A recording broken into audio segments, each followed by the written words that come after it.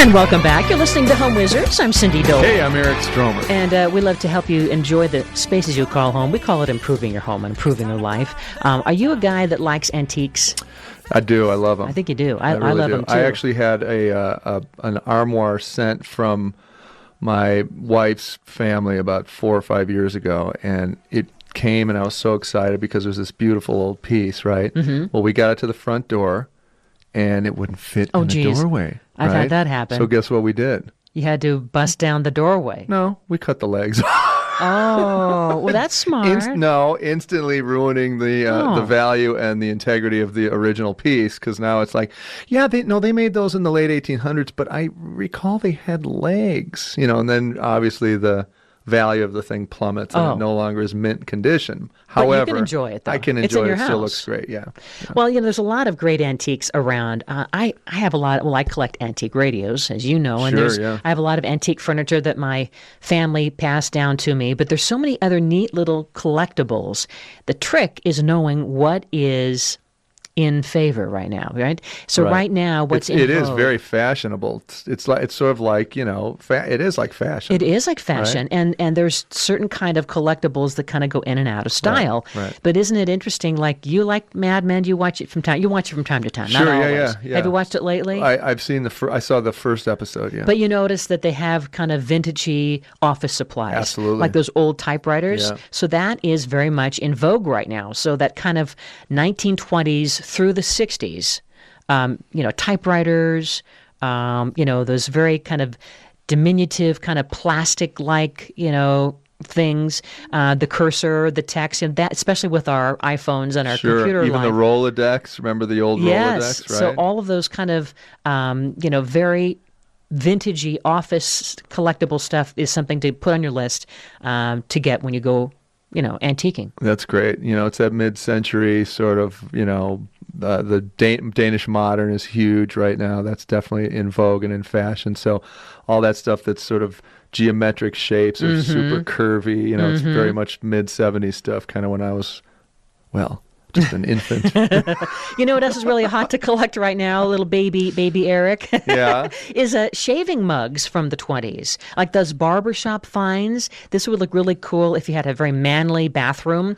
Think of having some of those, the cake soaps in porcelain mugs, working up a lather in there. And, some of those little promotional pieces that you could imagine at a barbershop back in the early 1900s. Some of them can be more expensive, like $100, but some of the others, like the plastic combs, you can find like at flea markets for like $10, and that kind of creates a cute little vintagey area in your bathroom. Yeah, it is cute. We actually have one of those little vignettes in our house where it's like it's Amy's grandmother's old hairbrush, a handheld mirror, and some other, I can't remember what the other item is, some other item that goes with that sort of bathroom. I'm looking at my makeup. How do I look, doll? You look great, see? Yeah, that kind of a thing. So whether it's for women or men, get that as a nice collectible, the barbershop old, bathroom stuff. Right. You know what else is really popular to collect is Nancy Drew books. Oh, that's amazing. I didn't know that. I know. And she's back with a vengeance. So when you're out, antiquing or at garage sales, think about if they have those Nancy Drew books. There's 56 original novels. They are very popular right now, and that's something that you could put, in your living room as a decorative thing. You know what else is really popular lately is the advertising hangers, right? So like the beginning of the 20th century, these hangers actually had logos printed on them, and they're the old wood hangers. Neat, but if you find them with logos, those are a little more valuable than the newer vintage stuff. So what kind of a logo would be on there? Like Sears, Roebuck, the store itself. The store itself, right? Kind of denoting exactly where it came from. Could you imagine a time when they'd actually take the time to print logos on hangers? Sure, that's pretty cool. Sure. Yeah. I think Nordstrom's might still, from time to time, if you buy a fancy suit, maybe. That's it, yeah. Classic games to collect is also really popular right now. I mean, kind of turn of the century parlor games, almost like a Victorian era toy manufacturer, that sold some kind of version of like Fish Pond, kind of like as a diversion, right? Some other kind of games that have like little tiny rods with hooks. I mean, they might be a couple $100, but everything from cards to board games, those vintage, almost three-dimensional games of Victorian era, really, really popular and a great collectible that would look good in your living room right now. Very cool. You know what else is happening? And I'll tell you, I see this a lot of times when I go to like the store Anthropology or what's the other one? The Bath one.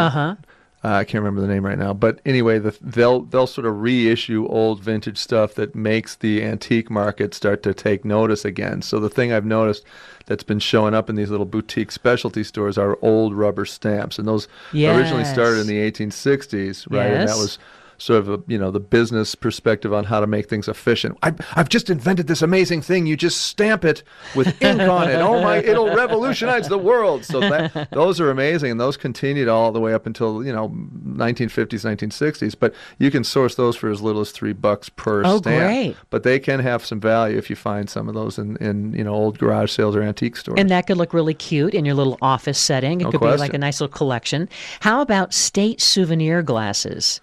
You know what I mean? Where your home state, remember, I mean, I'm sure there's a grocery store or that old classic store in your neighborhood that might still have some of this stuff. Right. But basically, it's that they're like from the 40s through the 60s, and they're like these very narrow glass, like, soda glasses, right? But they have an etching on them that says, Maryland or California Very or whatever. Cute. Yeah, I've seen those, yeah. And it has like some of the key finds of that state on there with that kind of frosted Art Deco look, and you can get these for like maybe $15, $20. Sure, yeah. Kind of a neat little collectible. You know what else is I've seen a lot too in these antique stores? The old prize ribbons, like things that say, Mid-Hudson Kennel Club, 1957, first prize, best schnauzer, like those kind of things, right? You could frame that. You could frame those or just hang them on a door handle or something. I think that's a really nice look. And vintage horse decor is very in right now. Oh, really? Yeah. Well, especially with this horse now that's, about to win the third possible race. That's I think it's really put it in the consciousness of everybody.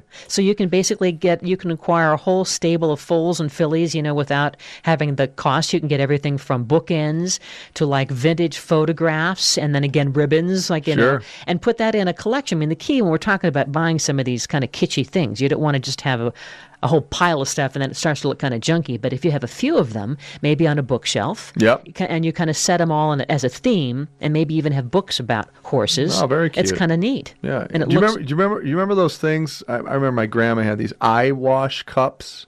No. Where you'd put a solution in a cup and then put it to your eye and then flip your eye back almost like you were taking a shot of something. And those are it would wash your eyes out with like Visine or something. Right. Those are really coming around again because they can be little bud vases. You can put individual flowers in them. They basically look like tiny little short champagne glasses. And they're made out of glass? They're made out of glass, yeah, and they're like milk glass. They're really pretty. Oh, how cute. So you can get $7 to $10 for each of those things. Vintage aprons are also very hip right now, and you can collect them. I mean, aprons that basically are mid-20th century, where you could just imagine almost any kind of logo on the apron itself, and they're hand-sewn, and they kind of look super fancy, with all kinds of embroidery on there, and you can get those still for about $15 or $20. Oh, that's great. And maybe hang that maybe you had a vintage kitchen, let's say, and you could hang a couple, or maybe frame them, kind of, again, the key is to be selective about how you're displaying this stuff. Yeah, and you also should go into your local antique store because all this stuff is regionalized as well. For example, here on the West Coast,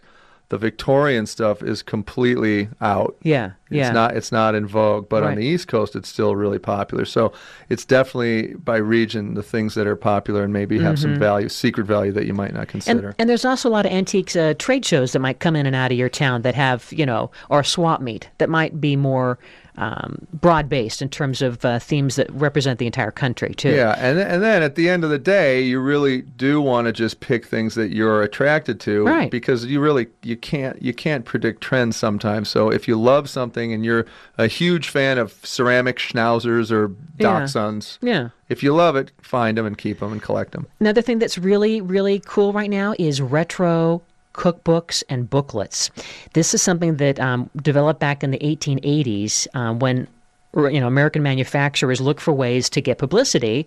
Advertising really hadn't been invented, and so the companies would offer recipes featuring their product in these free booklets. And so they were like little mini magazines, and they were, put out there at the grocery store. And then later the booklets came free. Now we consider it the manual, but this was a little more fancy because it had, a lot of artwork, and it had, food prepared and stuff. Well, anyway, you can imagine maybe your grandmother had some of these around, and these are really popular.